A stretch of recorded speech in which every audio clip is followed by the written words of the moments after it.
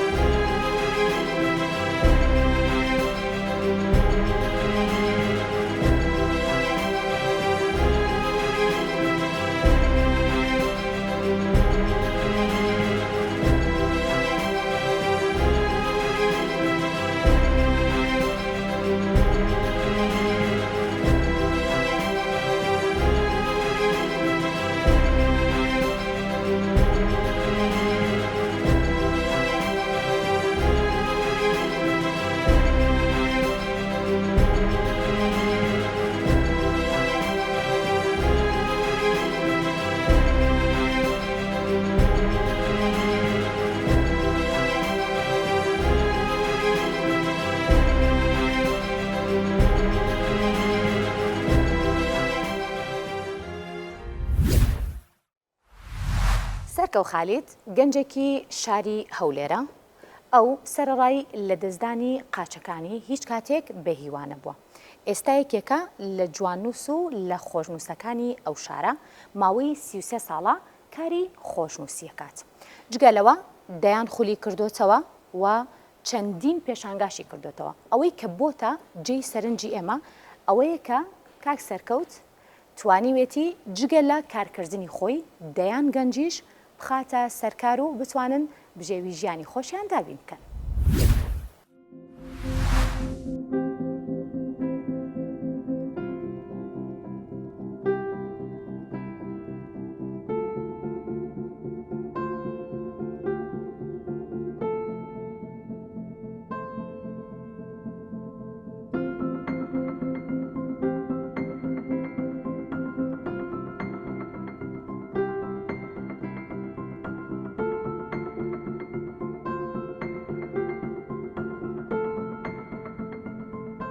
پیشەی من خۆشنووسیە وەکو خاوێن پێداویستێکی تایبەت من هەر لە مناڵێەوە سەرەتا دەستم بە کاری خۆشنووسی کرد. طبعا لە یەکی ئیبتیدائیەوە کە ئەو کاتە من چوومە قوتابخانە تەماشای کتابەکانم کرد زۆر مەزیوی بە نووسین بوو. لەو کاتیەوە من وەکو لاسایکردنەوەی لەسەر کتابەکان لاسایم کردێتەوە هەتا ئەوەی کە خۆم فێرە خۆشنووسی کردێت تا ئێستاکە بگەر ئەو کاتە طبعا ئەتەرنێت و شت نەبوو یعنی بتوانی هەموو شتێک بکەی و یان پێش بکەی و مامۆستاشم نەبووە وەکو خۆڕسک من خۆم فێرە کاری خۆشنووسی کردیان. طبعا لە تەمەنی 6 مانجیدا من لە نەخۆشخانە بە دەرزێکی هەڵەوە قازەکەم لەدەستدایە لەخۆی بە زیادی بەڵام وەکو کەم ئەدامەکەم نەبووتە ڕێگرم لە کارەکانم و ئێستاش بەردەوام هەلەیشی خۆم کاری من سەرەتا بەس خۆشنووسی بوو. طبعا لە بیدایەتی کە خۆمان فێر کرد ئەو کاتی نووسین بەس فلچە و بۆیاغ بوو لەسەر دیوارەکان و لەسەر پەڕۆک بوو لەسەر دار ئۆشتان لەوحەکان نووسینمان دەکرد و تا ئێستا کە ئێستاش بووتە کاری مۆدێرن وەکو حرفی بارزە طەبعە ستیکەرە ڕۆلابە فول کەلەر ئەنواع بابەتی زۆر نوعەتی هەیە. ئەمەش ئێستا حالیان ئیشەکانی ئێستا ئیشی مۆدێرن دەکەین. ئیشی دەستی بەڕاستی باوی نەمایە یعنی تەڵەبیاتی بە زۆر کەم ئەویان بازاری تر ئێستا کە مەڕووترە کە ئێستاکە ئیشی زیاتر حرفی بارز دەکەین.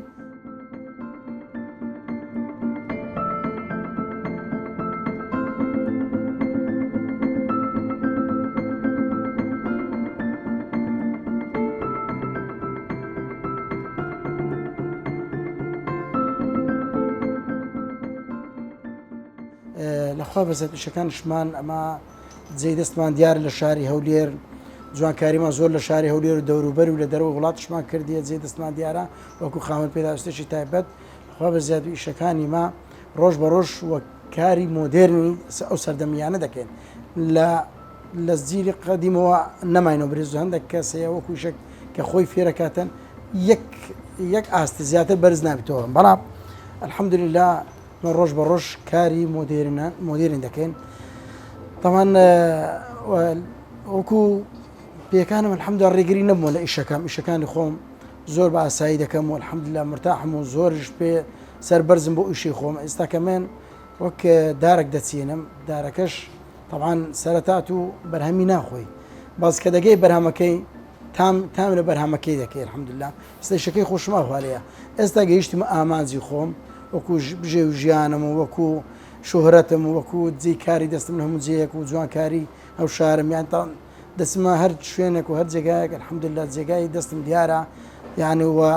بە حکمی ئەو کەم ئەندامەی زۆر ناسراوم خەڵکەشی زۆر دەمناسی بەهۆی پیشەکەم تاکە خاوەن پێداویستی تایبەتشم لە خۆی بە زیادبی زۆر مەشهور بوومە بە حکمی ئەو کارانە کە خۆم دەکەم ئێستاش ئیشەکانی خۆم ڕۆژ بە ڕۆژ زیاترم حەز لێ هێشتا پەرەی زیاترش پێ بدەم ئینشاڵڵا گەممەوە دوو هەر خۆم نیمە کە ئەو کارەی کە دەیکەم و چەندی کەسیش سوودی لێ دەبینی و چەندی کەس تا ئێستا کە فێر ئەو کارە بووە لە کنە من کە خۆی فێر کردی و ئێستا چووە لە بازاری خۆی ئیشی خۆی سەر بەخۆ دەکات پەیوەندی بە مندانە.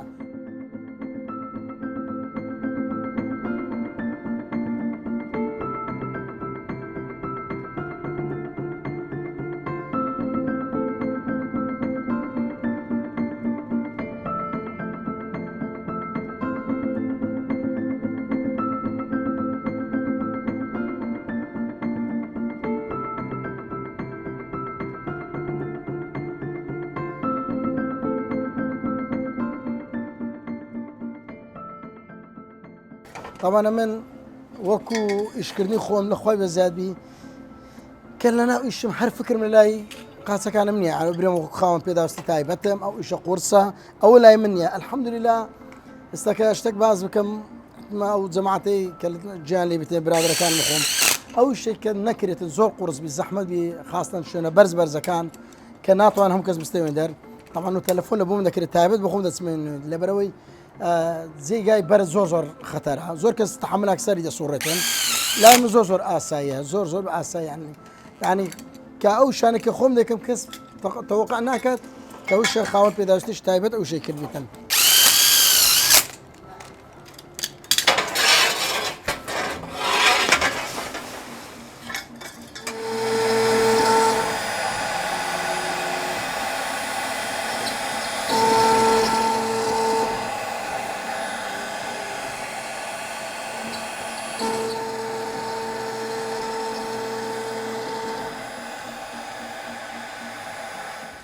ڕۆژێک برادەرێکم لە بەریتانیەیە چەند ڕۆژێک لای من ئیشی کردستەوە لە بەریتانیە چوو بە شەریکێک لە شەرکێک وتی حەز دەکەم ئەوشی ئەلاناتە بکەم طبعا ئەو کوڕە وتی لای سەرکە و خەتات ئیشم کردی ئیشم وارد بەس عەقلیان شەکەیان نەگرت بەس فەیسبووکەکەی منی دیت قەنەعەتی نادی یعنی شەریکەشی زەخم لە بەریتانیا بتوان یعنی خاوەن پێداویستی تایبەتە ئەو نوع کارەی بکا کە کاری زۆر زەخمە بگیر ئێستا تابلۆم دروست کردیە وەزنی بەتەن بووە يعني لطان زیاتر تێپەڕیە تابلۆم دروست کردیە بە تڕێلە بارکرایە تابلۆم هەیە بەکرێ نەیتوانی بێکرێن نەیتوانی هەڵی بگریتن زۆر گەورە بووە گەورەترین تابلۆشم 204 متر مربع دروستم کردیە نامێ ڕکلام شتەکان ڕسمەکانشم هەمووی موجودە بە ڤیدیۆ بەڕسم.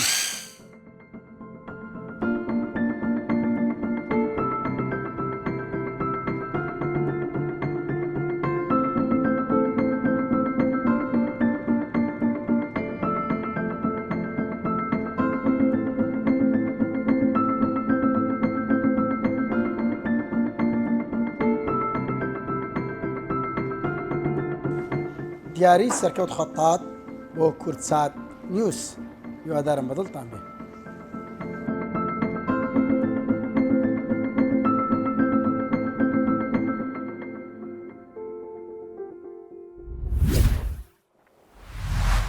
هەگبەی کوردەواری خواردنگەیەکی نوێیە لە شاری سلێمانی لە نێو ئەم خواردنگەیە دەیان جۆر خواردنی نانی بەیانی بەتایبەت ئامادەکرێ بەڵام تام و چێژە کوردەوارێکی خۆی لە دەست نایەوە وەکۆی بینن خواردنی کەلانەیەکێکە لە خواردنە سەرەکیەکانی نێو ئەم خواردنگەی و بەدەستی یەکێک لە خاتونە دیارەکانی ئەم شارە خواردنەکانیش دروستەکرێت و پێشکەشەکرێت.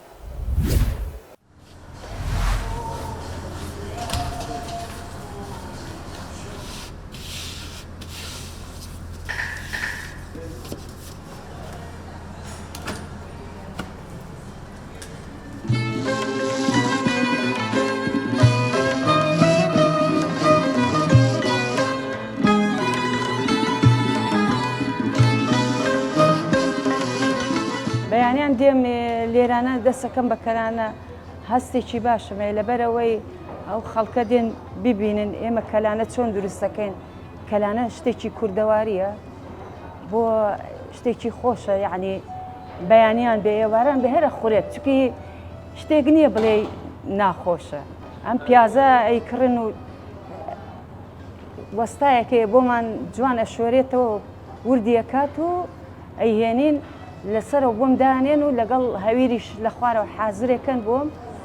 دێنم لێرانە من یکەمە کەلانە و هەتاکو ئەو وەختەی تەواوە بم کەلانەکەم وەختی بزانم چەندێکیانەوێ بۆیانەکەم خەڵکیش لێرانە بزانم چەندێک کەلانیانەوێ ئیتر بە پێی پێویست.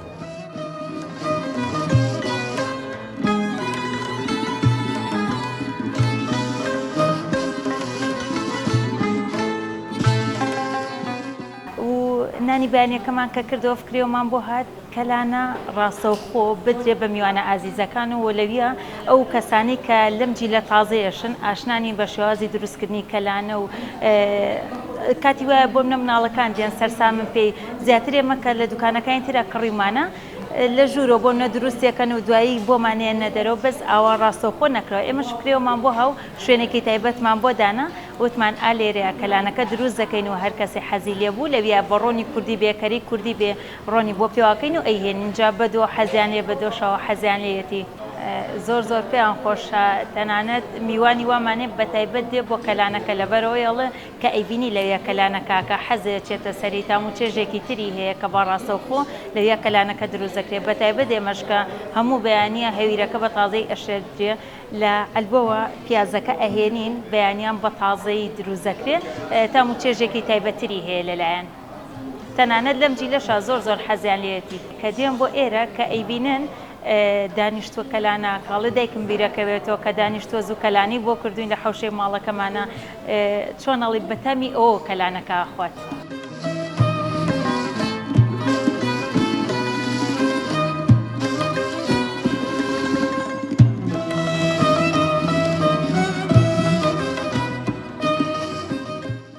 زۆریان حەز لێیە چونکی دێن هەیە هیوا هەیە بەدەدانە ئەباتەوە بۆمە یعنی حەزیان لێ دێن دەستخۆشیم لێکەن لەبەرەوەڵێک کەلانەکە زۆر بەتامە پیازەکانمان خاوێنە هەویرەکەمان جوانە خۆمان پاکین ئەوی شەرتە ئینسان پاک و خاوێن بێت و جوان دروستیکە ئەوانە شەرتە وەڵی باشە بەس ڕۆژ کەوتووە ڕۆژ هەیە ئیتر مشتریەکان دێن زۆرە بن ڕۆژ وا هەیە ئیتر بە گوێرەی ڕۆژە ڕۆژ وایە 50 کەلانە ڕۆ ڕۆژ وایە 100 کەلانە ڕۆ ئاوایە ئیتر لە بەهارە زیاترە ڕۆ بەهار خواستی زۆرترە.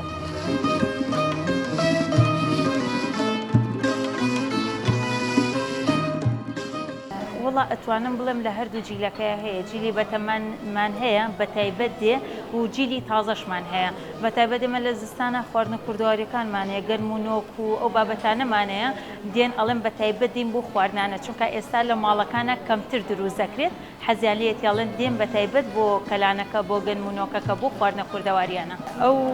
کەسانی کە لێرە ئیژەکەن هەمویان خاتونن خاتونەکان سەعات 6 بەیانی دێن بە 2 شەفتیژەکەن هەتا ئێوارە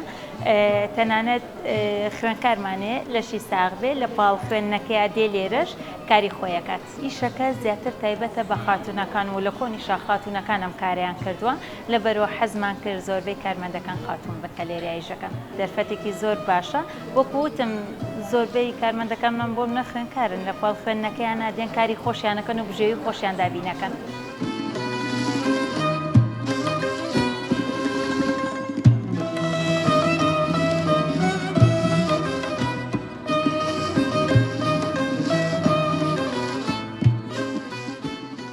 یەک تامە بەس لە بەهارە دنیا سەوزە خۆشە ئیتر فێنکە لەبەرەوە تامی خۆشترە لەگەڵ دۆی تازەیە ئەی چۆن ئەوانە فەرقەکە وەڵای لە پێشە لێرە نەبووم لە شوێنێکی تر بووم لە فستیڤاڵەکان بەشداریم کردووە لەی هەڵەبجە لەی پارکی ئازادی هەمووی بەشداریم کردووە ئیتر هێوا شێواش بخۆم فێر بووم خۆم هەرم زانی ژنی قەدیم هەرە زانێت ئەو شتانە ئەم جیلانە ئێستا وەڵی حەزیان لێ بەس بخۆن بس بخواردنەکەی ئازان.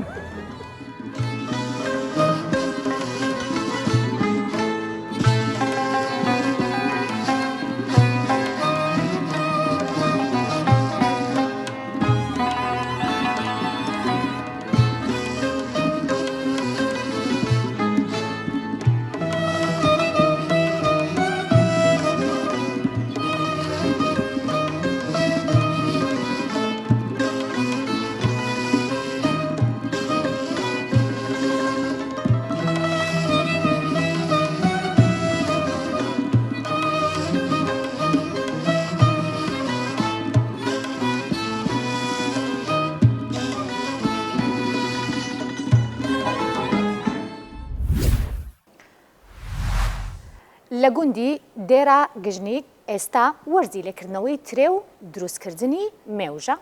دانیشتوانی ئەم ناوچەیە کە سەر بەناحی مانگێشکە ساڵانە لەم وەرزەیە سەرقاڵە بن بە لێکردنەوەی ترێ و دروستکردنی جۆرێکی تایبەت لە مێوش. دیارە تری ئەم ناوچەیە گونجاوە بۆ ئەوەی کە مێوژی لێ دروست بکرێت و بەپێی وتەی جووتیاران و ئەو کەسانەی کە لەنێو ئەم پرۆسەیە بەشداری ئەکەن ساڵانە نزیکەی 30 تەن مێوژی ئەم گوندە ئەبرێتە بازارەکان و ساخەکرێتەوە.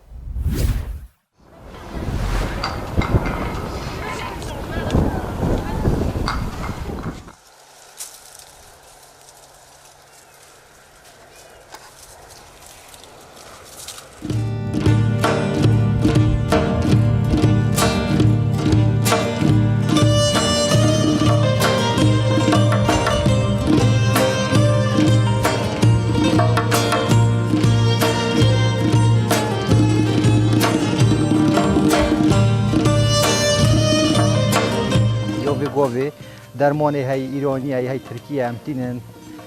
درمانی و زیتیت کنن ناوک و آبی و من بن هاوتریه متل بینی هم دی من آبی دن و رای خنو زیگل ازیش کرد بید دی ما جرباندی همین نوعی ترید بیتا میش یه لو ام کن ام بو اوید بن بو علوات بر یه لو اویش ام مونیم دی چلی کن ما مجبورن لیکن زیت کن و بنا گمرکتش بو فرو رشمی و صادانیه مثلا همون أي فرنسي جام شيء كان بس فرنسي نظام قيمته ناقصة كده نظام مثلا وش على رشدي قال نوعية هاي مو يتحاتي نوعية بقى بالزبارة ويت كيف بين هذه كيشي بارشة كهاي مودي بقى عمل جيران جار هم بقى شيء كان عندي هم شيء هم بقى كان شو بو علوي ويت يلو بيتن تدي هاي عملات بيني هم مودي وقت خاوينه أو صانع شتر وقت هم شيء كان سرو بين تو وتاكي وميجونه هم بقى عادي هم كي بالطابة هم درسته چون یه پیچ همی و من هک تا 100 صندوق آده کرد یه پیچ بی افساله گله کی پیچ خودی گرما کوزیده هات و ربسجینه بی بارانه هات ماجی خلاتی کرد ما که چلی ها زوستان آب دابا افتاسیلانی نرد بی بارانه هات ما یو هر بودی بارانین ایپانی وقتی بهار پقید اف میوه پیتی بی آبه دی بهار پقی و ربسات اردینه بی ها بجا وحش بسرو بریو یو همی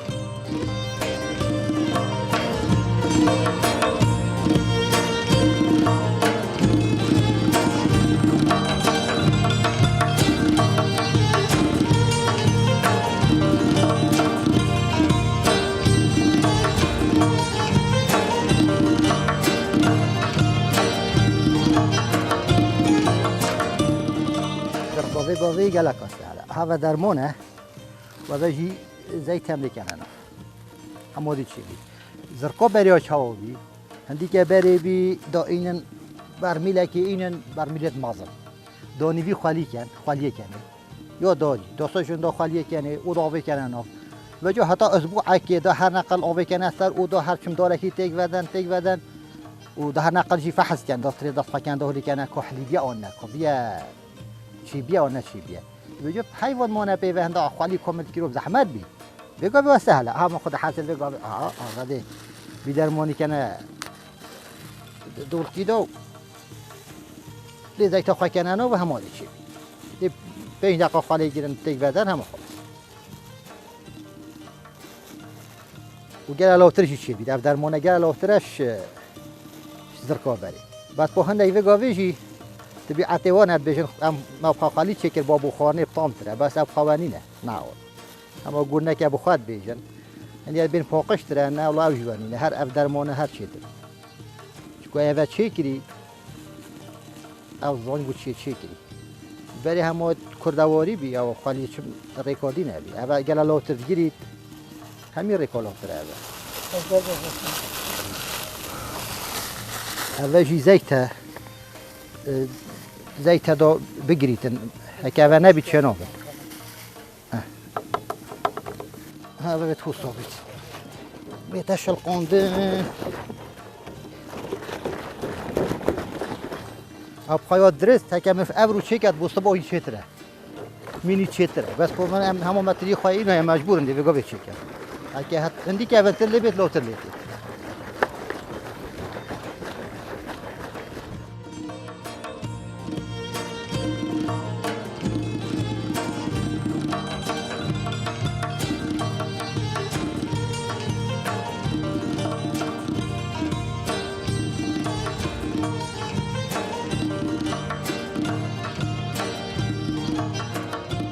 همچون مچنین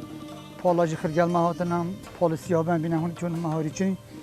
مرحله ای که مینا ام درابن ازر کردن ام ده بگه دست پی که ام ده بری هنگی بری چند ساله کنه ایشی مالی دن سیدا بگه شده صنعی کتی من جلو تشت و دنیا پیش کت روش بروجی پیش کت ام ده صندوق خاکی ندویرید ها و ام ده زرکا خواه ام ده زرک لاولی کن سیدا هذا مرحلة وقت بيجي مرزر كيدان خد حاس كده خلي لور زر كيدان وآخر بجريد هذا با صندوق كاملة دا خرب بجريد دا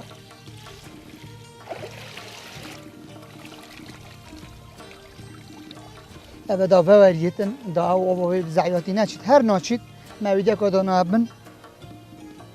هذا مرحلة كان بهولي كان سيدا ام برام خری وصا خری المزاجدان ابى يقول باب درمانه الا وسيد باب درمانه اسبوع كده خد حس كد دبنا ميش باب درمانه جالك الا بري هنجي يادي بيا خالي بيا ما تشد اسبوع كي حتى ما كده برميلو ما اسبوع كي خالد قلت هر روج ما تيجي بعد حق بيجن هارو عند جرا دو جرا ما تيجي بعد يقول يا صنايعي هدي في قافي أبغى خد حسكت أبغى درابن هوري كينه ودي بين رايحين سيدا هندجي ما يتشكري بري أسبوع كي ما يتشكري خد حسكت بدموي قوية هاتجي يعني خلاص بتقريبا أم دي بجوا الدنيا صار بروج برجع صار بيتن براب زبستانه بتشيك درنگجی بس با هم هند ویرانا گهنم هند ویرا گشتن اما هک از آبله نکم نگیریدن بس وقتی از آبله کم میگه وسا نگیری بس هک از آب از لاوله کم ما به آخری چاپ اینجا دی لاوله کم از درمانه جی یه فوری از دیگه شرکت خود حسکت نوکی یا دیبی یا بری یا سر دورو بابا بیرید ما با گل از احمد ورد بر سیدا او داشتنی گازرگاه ها کنه و دیاشنی که بنا نافرازی و داشتنی منجلی گرم کنه و به جا هنگی یاب زحمت بی دوا را بی و که بگاه بنا یب صانعی بسه آرا خود حس کت ابا مرزر کدا هم در رابط چن رای خن ابا ابا مرزر کشیدا سیدا خود حس کت مرحله دماهی که نینه هم در رابط رای خن حتی هم در اسبوعه که خواهی گیرن اسبوعه که بتام خير وصاب رايخن عندي اسبوع قاعد يخالي جيرن خد حاسيت هذا اسبوع كما مشكله خلاص بين وبشتين جديد وكون كاين ساركو عندي خرا فاقش كان با ميجا اكا ما هند نابنا دهرو سيدا هيج دنيا بشكل باشا جرمه ايش ولي نهت يا شاب صاره يا بعد الرجا ولات الروج بروجي صار ترى اسبوع كي خد حاسكت حفتاش دهرو جديد خد حاسكت حشيك من ما بس بعجة شجرين أبا خلاص عم دي بخون كان سرك وعم دي روكن عم دي بنا برسي بركة هذا كان عم دي بنا فاقش كان خرا دل مخرج كان بيجي قاد تشالا دي جدا كان يفيد جدا هم هميانا هلا بقدا أفهمي هميا لاوني نبقى بقى بهر دو نوع نبقى يا لاوجي يا بيجي هم بدي يا لاو جدا كان يا بيجي جدا هر يك بسعر خايا بس تيجي دي فاقش كان يمكن يجيني كاو دي بين بازاري دم دی را کن و دی پاکش کن یا لا جدا یا دی جدا و پیشین هم دی بنا بازاری تر ام زرکیت کنن میویش بس ما زرکیت خلاص کردین ام دی را نگهتن دی را گهشتن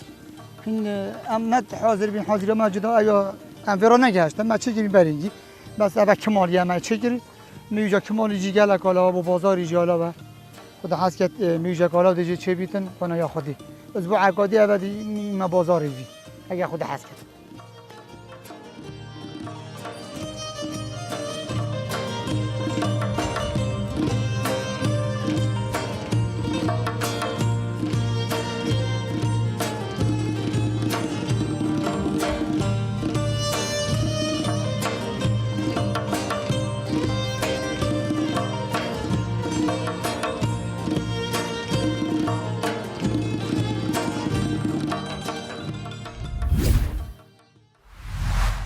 لا گوندی گوفکی سر با قضای باتیفا لیرا حاجی مسعود نزیکی ددونم لزوی خوی ترخان کردوا بو رواندنی فستق حاجی مسعود اوی که باسی لواکرت یکم کسا لهرمی کردستانا که جوتیاری فستقه سالانه نزیکی دتون فستق برهم هنیت ولگل وشا یکی کلو کسانی که خوی ببردوامی چاودری فستقەکانە کات لە ئێستەشە ئیتر وەرزی چنینەوەی فستقە بۆیە بە بڕێکی زۆر باش توانیوێتی ئەم جوتیارە دەستڕنگێنی کوردستان بتوانێت بڕێکی باش فستق بکاتە بازاڕەکانی کوردستانە.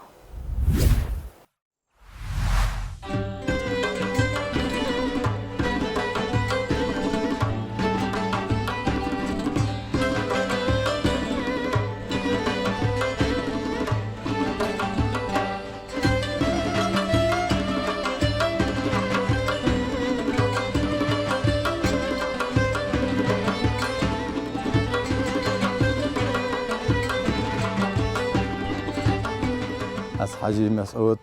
خلکی گنده گفت که دورا گلیا قضاواتی فا جوتیار فستقا دست بیکام دست بیکاری گیری 2003 بی و 22 ساله ام بیکاری فستقات کن حتی نوکیجی الحمدلله باشه خلکی جوال ماتو امجی گوره قوتا خواهی کاری خلکتین چی پشکا بتو چی طوی بتو الحمدلله ما حتی نجاحت اینادی.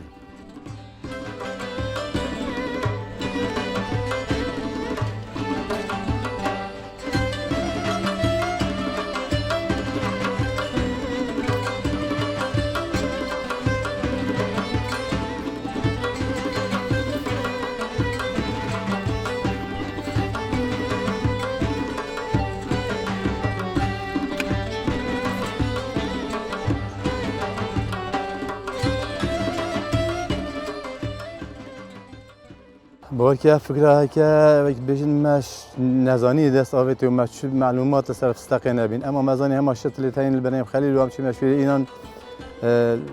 مل چندن و 2-3 ساله دای برادر اشتراکات سردانه گویی اوه وسط شنابت فستق لازمه اوه بیم پیکرنه پیک جیبو مش ترکا اینانو ما پیکرن الحمدلله نجاحت اینا حتی نوکه گله خلکی جی استفاده جی کردی پشت جی نخلکی اینو وقتی بین طوف میاد خلکی وقتی فستقی و چندنی طبعی زبستانه و بیدار باری تری هیوا دو چل اخلاص بودنیه و تقریبا 7-8 سالات مینتن حتی 8 نه حتی برهم گرد و وقتی چنین نویجی هم دست بیکا حیوانه ها حتی 10-15 حیوانه ها چنین وقتی چنین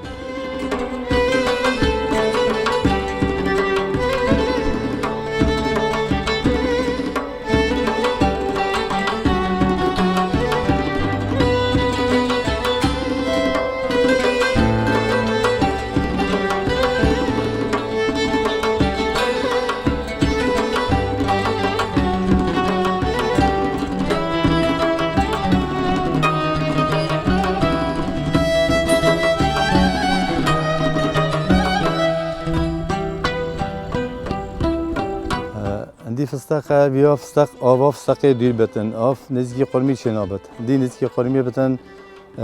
دی عفونات چه بدر قرمیت رزینت شنابتن آف نزدیکی قرمی بت آف بدیر بت اکه بیت آفزانه اما اکه نهید آفزانه بس لو بیت کولانه بس طبیعی شوله همی زحمته هاوی نجیبه دو کلانه و کی گری کردن که دائم دار رطوبت خواجه برنداد فستقه دیم انتاجی باش بدن اما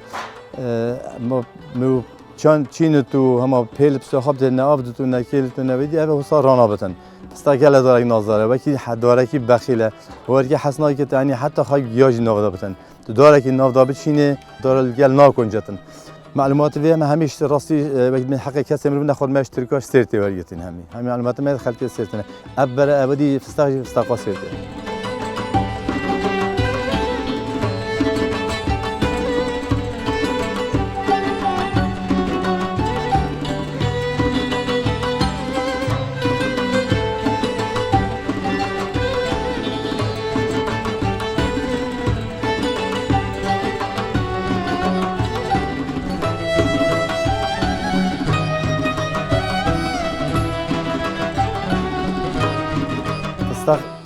انتاجی که گلکی ضروریه یعنی بوها گلک دولت ثانی یعنی در همیوان فستق گل استفاده جدی مثلا ترکیه ایران امریکا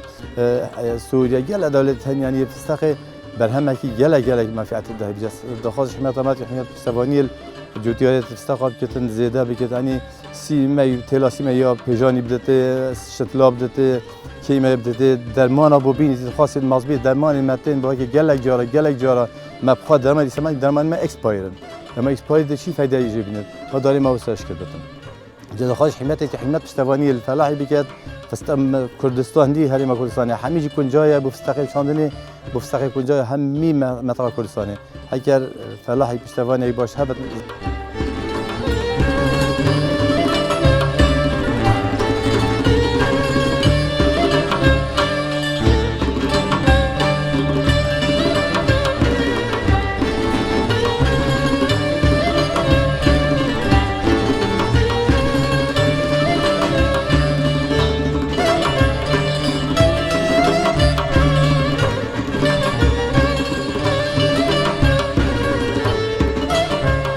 قجینایی دارو برای تریوی دارانه نافدا گلک هبتن یعنی هر 10-15 دارکانه نافدار اب دارانه یا فستق ایجار اول بر همی ناگه فستق ناگه جایی بس اول یا تلقیحه و به وی چنابت به وی فستق دیمت خرش و برای خواهی گلت ورینتن عقده چنابت که بجین ایلی اب داره گل هبتن هر 10-15 داره حتی 20 درجه که نافدا هبتن گلک باشد چنین انشالله اما گل مهمه دارانه ناف فستق ده هبتن بر همی جناد به بر همه اجاری بر همی و صفره بس بر همه و کی برای مدگور هنده که جزان همه گفته بناوش کرد گرتن ویدید گرتن توز جدول هات او توز تلقیحات چیت که تو علم زراعی جواد بشتن و کی بجن بابو پیراجی هاتی ورگرتن عین وصابین هر کی جزان آخرش نبت یا دیت یا بری بر همین ناگرد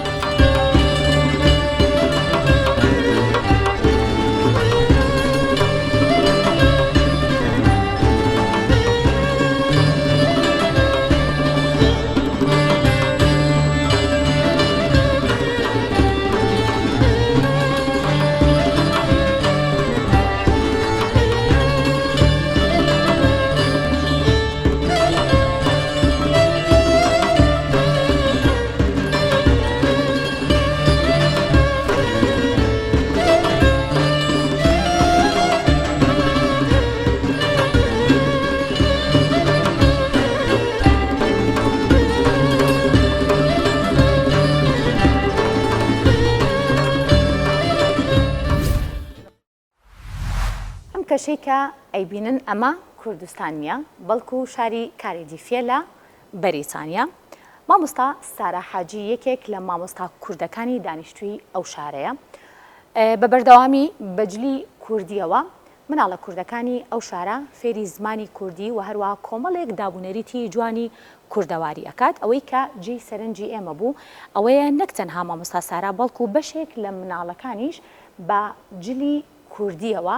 لە نێو پۆلەکەیان و ئەوەی کە هەمووشمان لەسەری کۆکین ئەوەیە کە زمانی دایک پێویستە هەموو مناڵێک مافی خۆیەتی کە فێری بێ بۆیە لە نێو بەریسانیای مامۆستا سارا حاجی ئەم ئەرکەی خستۆتە سەرشانی خۆی مناڵەکان لە کەشێکی کوردەواری و بەجلی کوردیەوە فێری زمانی کوردی شیرینەکات.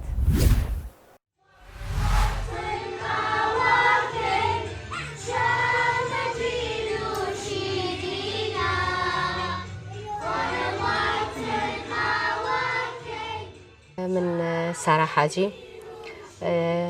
ماوەی 3 بۆ 4 ساڵە چێت مامۆستای زمانی کوردیم لە وڵاتی بەریتانیا وەکو یەکەمین خاتوونی کورد لێرە بە جلوبەرگی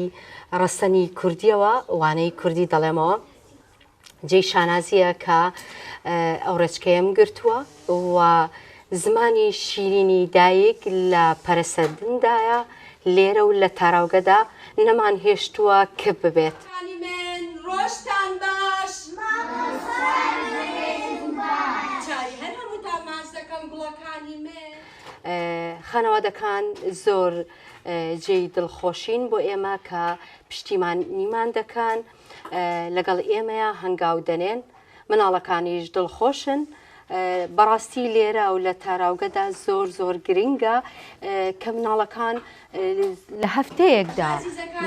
ڕۆژەکانی تر زیاتر هەموو بە ئینگلیزی دەخوێنن بەڵام تەنها ڕۆژێک کە دەمانەوێت لەو ڕۆژێدا زمانی کوردی زیندوو ڕابگرین و خۆشحاڵانە خانەوادەکان وەک ئاماژەم پێکرد و مناڵەکانیش ئێمە لێرە زمانی کوردی و هەمووکو کوردستان ڕۆژانە لە دەرسەکانماندا هونەر و زانست و بیرکاری و هەموو ئەمانەش بێبەش نەکراوە.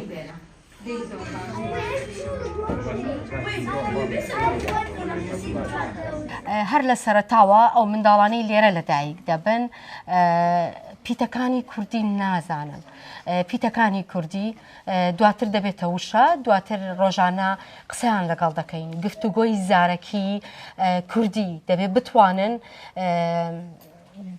بدوێن لە ناو خانەوادەکانە لە ناو ماڵەکانی خۆیاندا لە ناو خێزانەکاندا بە کوردی بدوێن ئەوەی مەبدەئی سەرەکی ئێمە ئەوەیە کە مناڵەکان زمانی کوردی فێر ببن ئەگەر چی بە ئینگلیزی دەخوێنن بەڵام پیتە کوردیەکان بزانن لە هزریاندا بمێنێتەوە هەتا وردە وردە لەگەڵ خانەوادەی خۆیاندا گزارشتی پێدەکەن و گفتوگۆی پێدەکەن و کاری ڕۆژانەی پێدەکەن بۆ ئەوەی زیندوو بمێنێت بەڕاستی چونکە کارە ساتە ئەگەر بێت و ئەوە نەوترێت دایک و باوکەکانیش چۆن هەوڵ بدەن ئەو مناڵە لەوێ بە ئینگلیزی دەخوێنێ دێتەوە ماڵەوە هەر بە ئینگلیزی ئەگەر بۆ هەفتەیەکیش بێمە بتوانین لەو هەفتەیە یەک ڕۆژمان هەیە بتوانین زمانی شیرینی دایک لە سینەیاندا بڕوێنینەوە.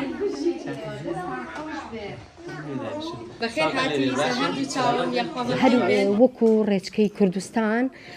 دەفتەرمان هەیە بۆیان دەنووسم و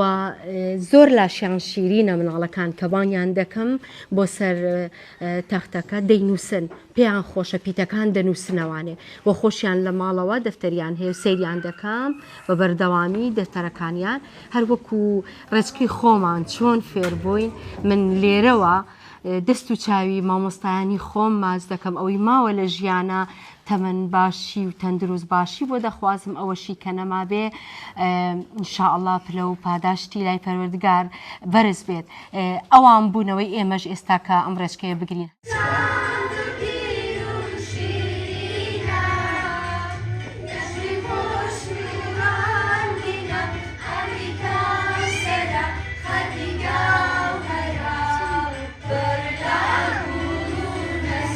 ڕاستەکەی دەمەوێت ئەوە بڵێم ئاماژەم پێکرد لێرە یەک ڕۆژمان هەیە لەو ڕۆژەیە دەبێت بتوانین گرنگی زیاتر بەوە بدەین جەخت بکەینەوە لەسەر پیتە کوردیەکان لەسەر قسەکردن جیاوازەکەی ئەوان لەوێ هەموو ڕۆژێکە بە بەردەوامی بەڵام ئێمە لەو ڕۆژەدا دەبێت کارێکی وا بکەین گرنگێکی وا پێ بدەین نەزەختێک بچێتە سەر هزری مناڵەکان بێزار ببن نە ئەوە تاش بەڕاستی هیچ فێر نەبن جیاوازێکە ئەوەیە ئێمە یەک ڕۆژمان هەیە بەڵام هەمان نووسین و هەمان پیت و هەمان گزارشتا بە هەر جۆرێک ئەوان ناسوودە بن من وەکو درامایەک تەمسیلیەک بۆیان دەکەم تا ئەوان فێر ببن لەسەر تەختەکە بنووسین بە هەر جۆرێک بێت شتێکن بۆ شیرینی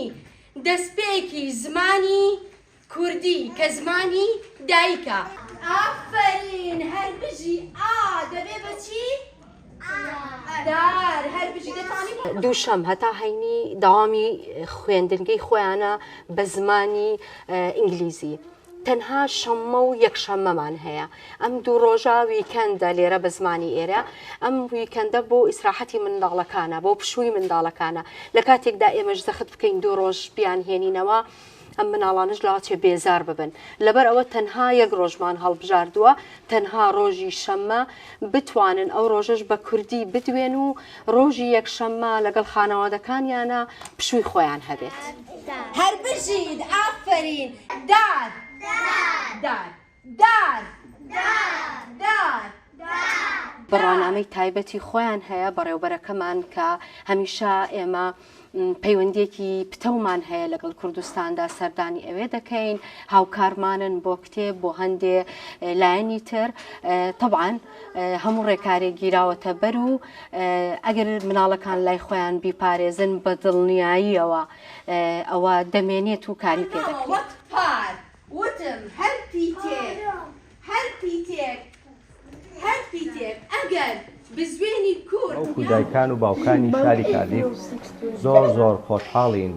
کە مناڵانمان ئەهێنین بۆ قوتابخانەی کوردی بەڕاستی خۆشحاڵین بەبوونی ئەم قوتابخانەیە و قوتابخانەکە لە ئاسێکی زۆر باشایە بە هاوکاری مامۆستایان و بە هاوکاری ئەم گروپە جوانە کە هەماهەنگیەکەکەن زۆر خۆشحاڵین ئەمە هۆکارێکی زۆر باشە بۆی کە زمانی کوردی بزر نەبێ لە ئەوروپا و خاصەتەن کە ئێمە لە بەریتانیاین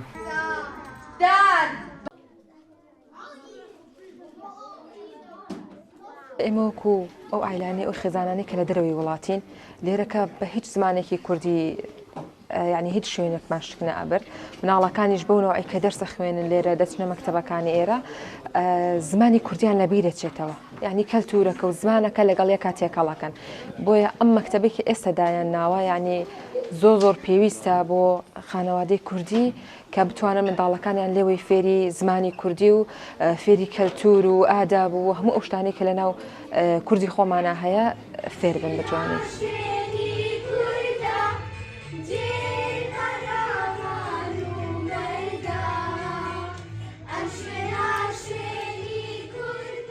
خۆشەویستیم بۆ کللتوری کوردی لە ئەساسا ڕەگ و ڕەسەنایەتی ئێمە کللتوری کوردیە پێم جوان بوو بەواتا کوردی زمانی کوردی ڕەسەنایەتی خۆمان لە ناو نەچێت بمێنێتەوە ناکری هەر کەسێک هاتە تاراوگە و جیاوازتر بپۆشێت و بگۆڕێت با لێرەش ئێمە ڕەسەنایەتی خۆمان بپارێزین خۆشەویستێکی زۆرم بۆ کورد بۆ کوردستان.